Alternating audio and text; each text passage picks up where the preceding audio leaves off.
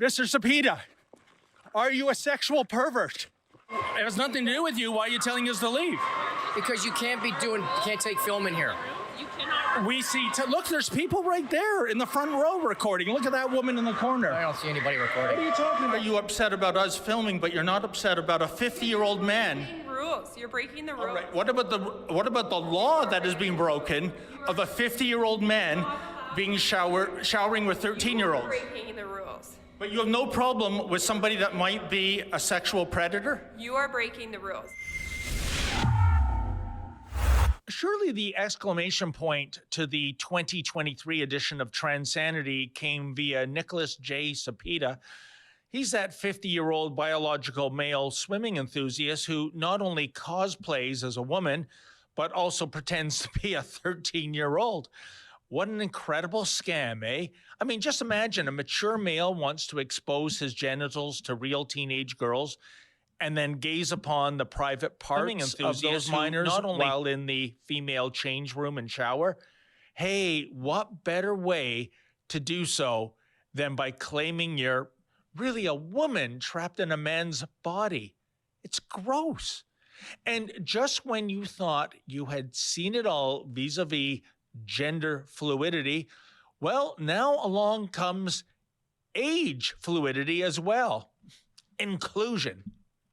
And don't look to the swimming authorities such as Swim Ontario or Swimming Canada to put an end to this fiasco. Don't count on the staffers at publicly funded community centers to give Cepeda the boot. In fact, don't even count on the police to press charges against Cepeda regarding public indecency under sections 173.1 and 173.2 of the Criminal Code of Canada. But why? Well, evidently, edicts from our nation's various human rights commissions trump common sense and even the law of the land.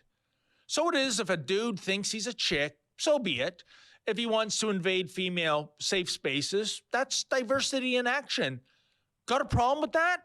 Then maybe you need sensitivity training. But here's the thing. Our videos chronicling Nicholas Cepeda, a.k.a. Melody Weishart, have resulted in millions of views. Just wondering, how does a 50-year-old male get to compete with teenage girls? Well, it's not actually, I don't think that it happened because I'm actually the competition coordinator for this meet. I do not recall there's a 50-year-old man swimming in here on the Friday, competing with little kids. She goes in her change room. I see her in the mornings. Oh, okay. And she doesn't go in your change room? She does. Oh, okay. But she is a he, isn't he? I mean, he's still got his male you-know-what, right? Yeah. Yeah. And there have been thousands of comments posted. Now, I haven't read every comment, but I've read several hundred. And folks, talk about a landslide.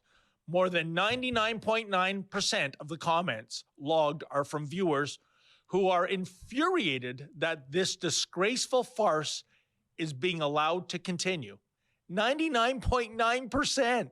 It also shows how out of touch those hopelessly woke dimwits are who toil in the human rights racket.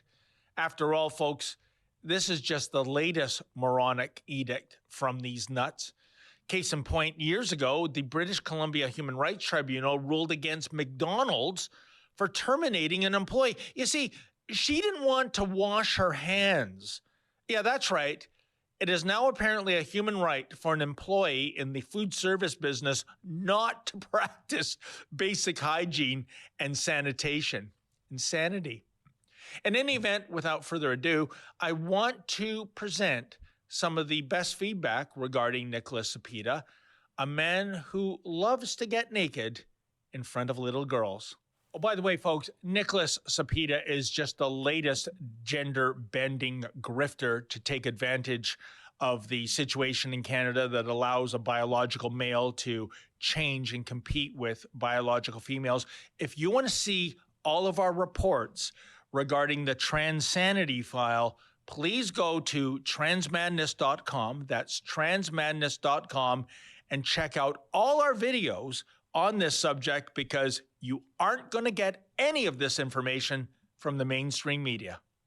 Stream Counseling 9501 writes, He is identifying as a 13-year-old teenager, and he is driving a car. I am blown away at the insanity of my country. Well, you know, many people made this point, Steam Consulting. I guess this is all an example of, like I said before, age fluidity. You know, sometimes he's a 50-year-old professor. Sometimes he's a 13-year-old female swimmer. Deal with it, will you?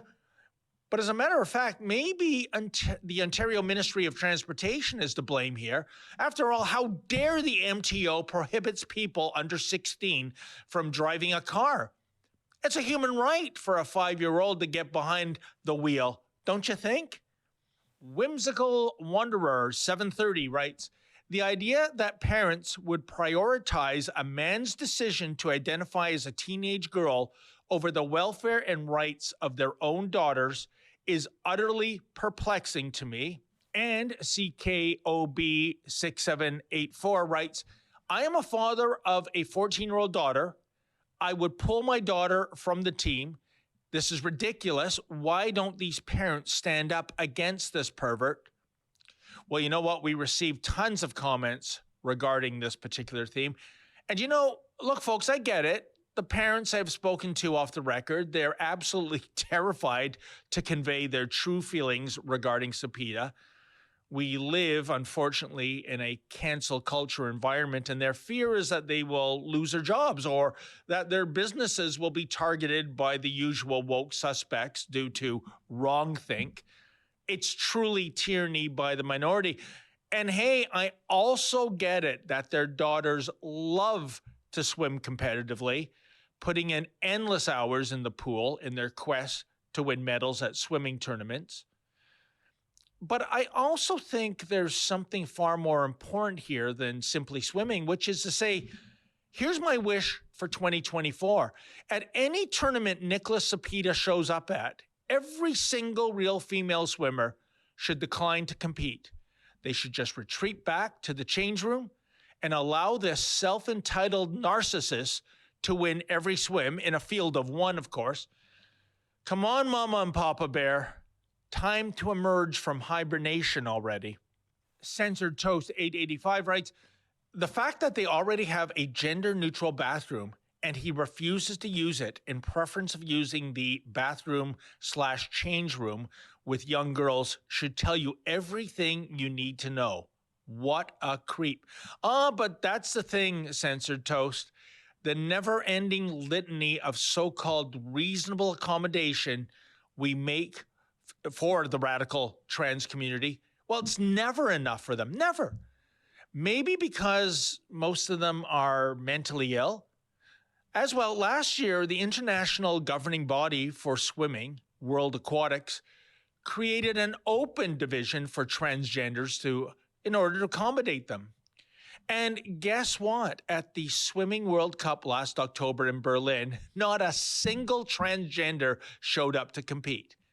So you think maybe there's another agenda at play here, folks? I sure do. Bombastic Bushkin 4985 writes, men showering with teenage girls and no arrest? How is that possible when it breaks the law and threatens your children? How can parents and any protective father tolerate this? The guilt of these people covering their faces and running away says it all. The appropriate legal actions are needed. What can I say? Welcome to Black Faces Canada, Bombastic. It's all about two-tier law enforcement, isn't it? If you are a Freedom Convoy demonstrator engaged in peaceful protest, you get arrested and have your bank account frozen. But when it comes to, say, a pro-Hamas demonstration where people are actually uttering death threats and physically assaulting other people, when it comes to radical transgenders breaking public indecency laws, well, nothing to see here, folks. Move along, move along. Girls Gamers writes, a 50-year-old biological male doesn't need to be in a teenage girl's changing room, period. What is wrong with people? How many adults in that facility and everyone just looks the other way? I went through enough abuse as a young girl/woman without having to deal with things like this. I feel sorry for these young girls today. I don't have a problem with trans people or how they want to identify. They want to compete in sports. They need their own category and changing rooms. Everyone should feel comfortable and safe, not just one group or type of people.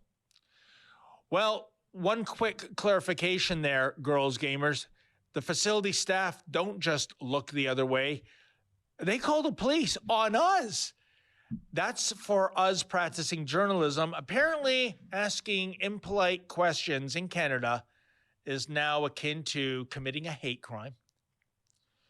Charlie Lee 2461 writes, finally, Rebel News. This is so sickening. What's wrong with these parents allowing this to happen to their daughters? Thank you for your great journalism. And Jordan ZD2X writes, real journalism right here. This is sickening. Well, Charlie and Jordan, the story is getting worldwide publicity, but the Canadian mainstream media, they are avoiding this fiasco. You know, I wonder why. Are they afraid of offending the radical trans community? Or do they actually believe that trans women are real women? Either way, it's rubbish. No wonder the MSM needs taxpayer-funded corporate welfare just to stay afloat. Rosa Ravello 4275 writes, no filming allowed, but a man can violate the girls' locker room and nobody is stopping him. Indeed, Rosa, talk about having one's priorities in order, eh? The teenage girls get exposed to Nick's junk, and that should be celebrated, I don't know, as an example of diversity. But asking insensitive queries, well, let's trespass those journalists. Surreal. And finally, Hunter writes, the real joke is that society puts up with this nonsense at all. You know, you're right, Hunter. It is a joke, a very bad joke. And let's end this rant on a positive note, which is to say this. The next swim tournament that the Orangeville Otters Swim Club will be taking part in is in Orillia, Ontario later this month, the weekend of January 19th to 21st to be precise. And here's the skinny, folks. We have heard rumors that there will be some woman who will be protesting this meet if Sepeda dares to show his face yet again. We have also heard that these courageous women might even go as far as to block the entrance to the girls' change room should Sepeda once again insist that he has the right to expose his genitals to minor females. So, will police do the right thing and uphold their oaths and arrest this flasher? Or will they go after the demonstrators for making a fuss? We'll be in Orillia that weekend to observe and report. Can't wait. Folks, do you feel, as we do, that transanity is out of control in Canada these days? Well, if so, please go to our petition. That would be transmadness.com, transmadness.com. Please sign that petition and we'll deliver it to the authorities who are allowing this perversity to continue.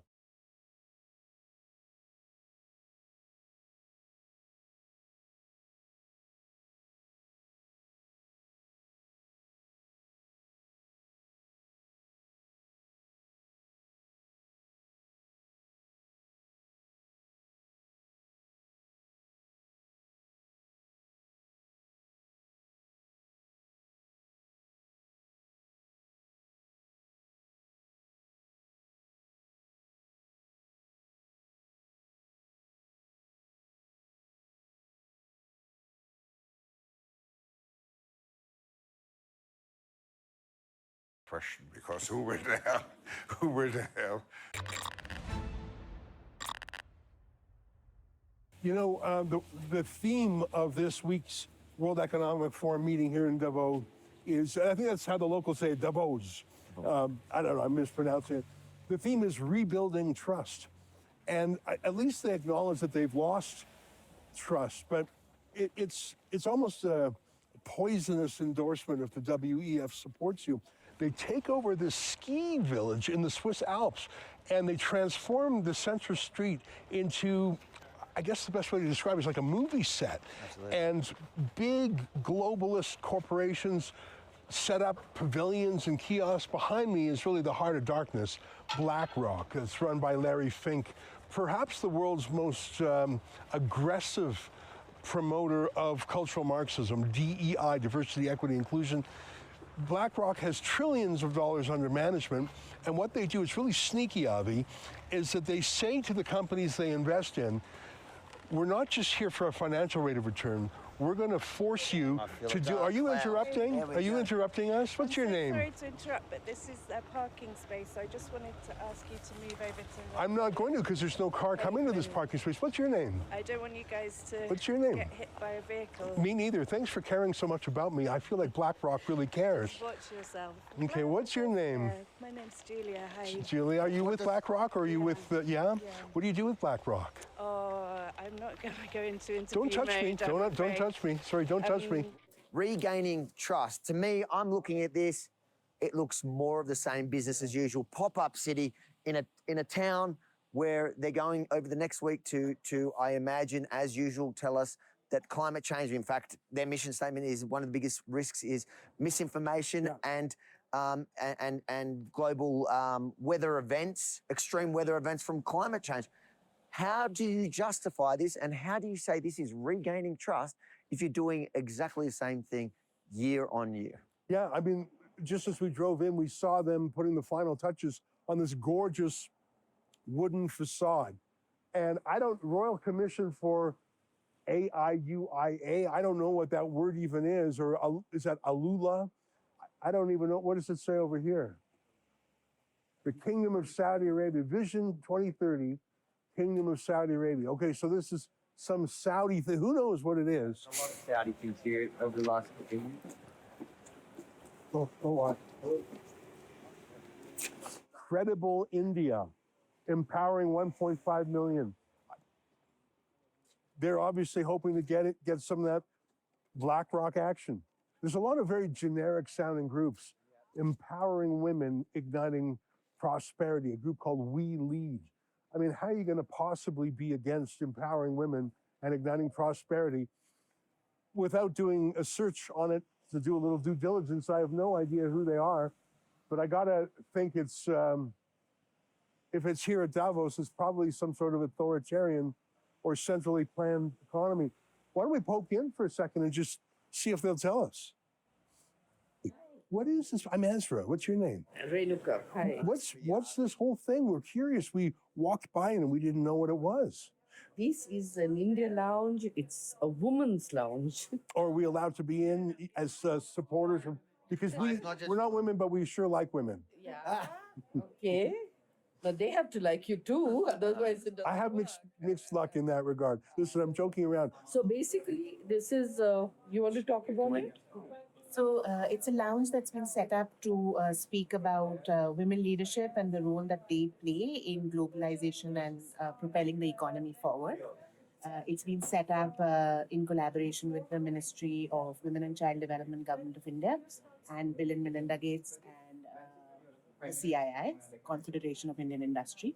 So our focus is exactly to understand across various industries and across various sectors, what are all the achievements that have already happened with women leading the charge, and what are all the opportunities that are present now.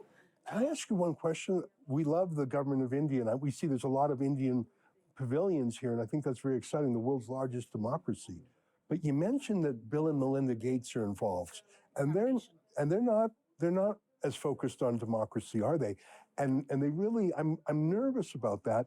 Is this a way to bring in abortion or to have vaccines? Because when I think of Bill and Melinda Gates, I think of social engineering. And I'm just worried because I'm worried that this is their doorway into India. Am I being too skeptical?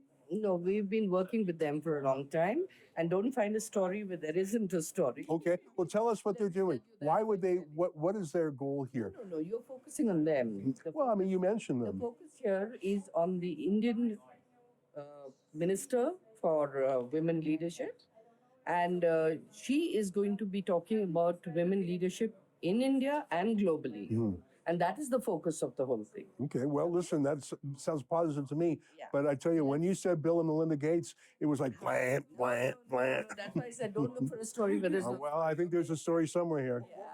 What is there? Come back again when the minister. When's the minister coming? When the session is happening to find out the real. Okay, and do you know what day that's happening? Yeah, tomorrow onwards it'll happen. Tomorrow, 6 in the evening, we have a press conference. You are welcome. Thank you very much. You're very friendly. Thanks for welcoming us. You're a lot nicer than the guys at BlackRock.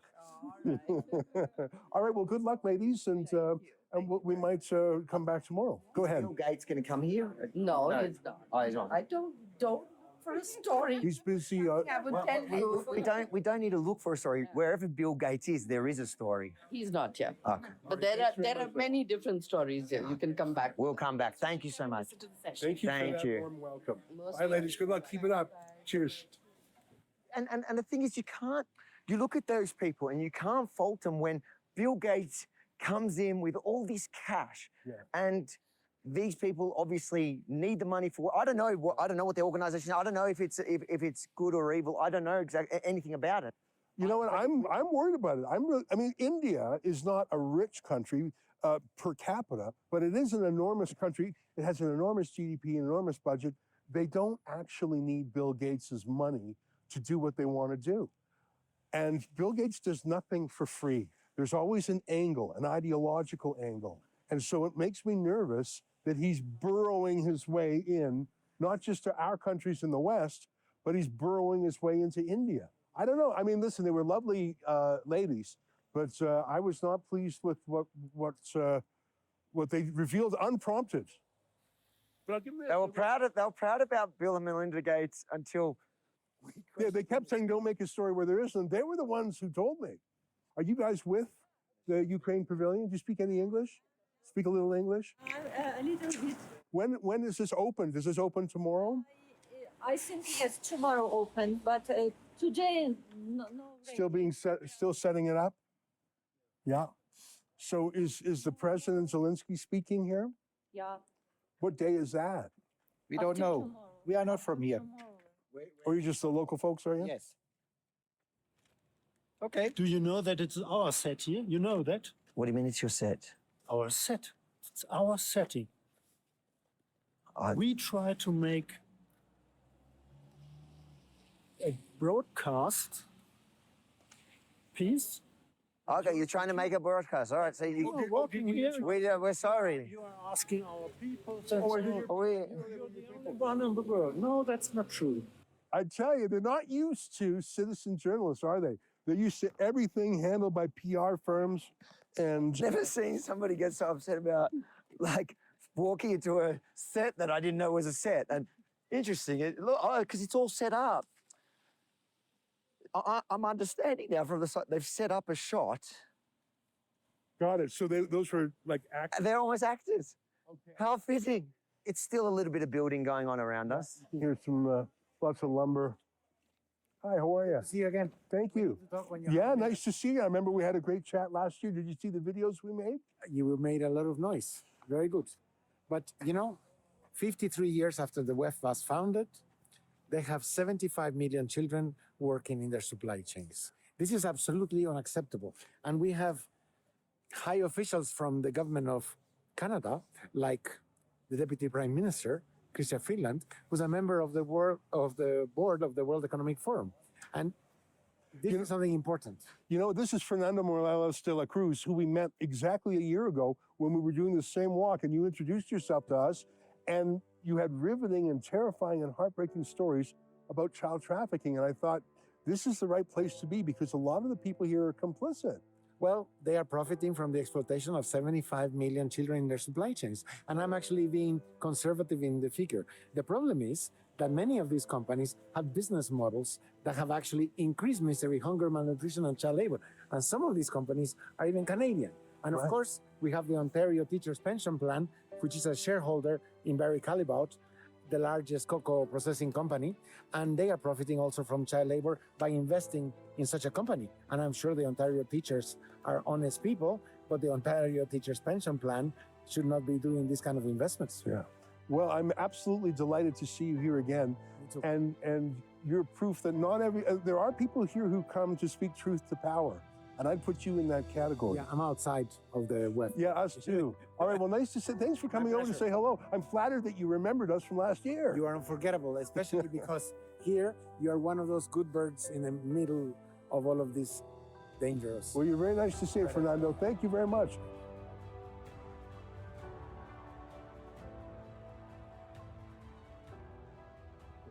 So you've got a battle between real journalists. I have no idea if the Davidson Zeitung is left wing or right wing. What I know is it doesn't really matter because AI, machine learning, big data, Facebook, companies that we don't even know their names are seeking to monitor, filter, boost, or throttle every single comment in the world about politics.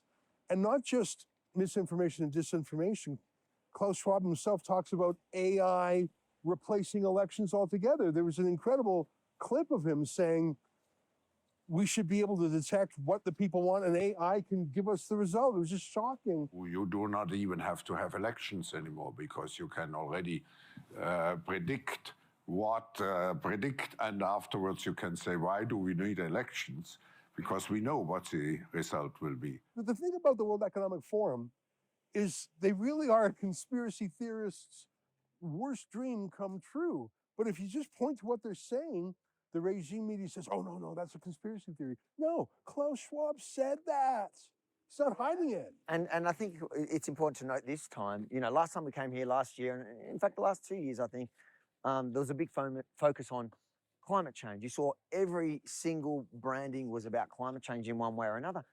This time it's different. Is that they're regaining trust, I guess? Are they pulling away from the climate? I doubt it because they're they're still talking about inflation and poverty. People aren't buying climate change as much this year as they were last year. And this year, it looks like the focus is AI. Is that the natural progression? Is it because that's where they want to go? I don't know, but you're seeing it everywhere. And they're talking about trustworthy, we'll see in a minute, trustworthy AI. Do I trust these guys here with anything, let alone artificial intelligence? No bloody way. What about you, Ezra? You know, I completely don't. I'm terrified that anyone like Klaus Schwab or his muse, Yuval Noah Harari, he's the guy who said the future for most people is just doing nothing, video games and drugs. He called people useless people. I think that the biggest question maybe in economics and politics of the coming decades will be what to do with all these useless people. The problem is more boredom and what to do with them and how will they find some sense of meaning in life when they are basically meaningless, worthless. My best guess at present is a combination of drugs and computer games. And that's the future they see for us. But let me point out something. You and I are here as citizen journalists. We caused a bit of a freak out at the Black Rock. We caused a bit of a freak out here and there. You're exaggerating. You were just, for your safety, they had to move us on. We didn't want to get run over. See the Financial Times, obviously a very prestigious newspaper in London. And across the street there, Axios. Do you see that? That's a very large, funded, I think one of the founders of Microsoft, if I'm not mistaken, basically created that as a hobby publisher. And as we walk in further and further, we will see media, Wall Street Journal, CNN. And so you might be saying, Ezra, you said that there was no media scrutiny of this. What are you talking about? There's journalists everywhere. But here's my point. To get that access, to get this access, to have these pavilions, to be part of the insider team, these media companies have to spend hundreds of thousands of dollars to buy in. So they are not here to bury, they're here to praise. They are here on the inside.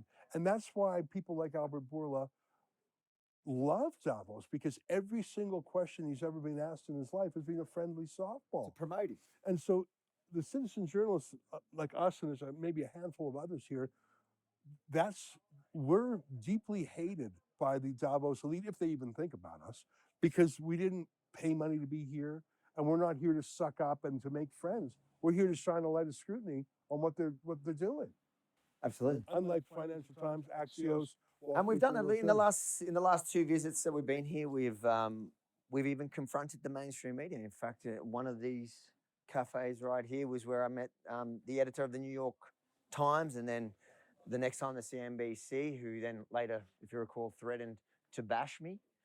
But they are certainly a part of what's going on here. They're either paying to be here or they're invited as well to speak and to run.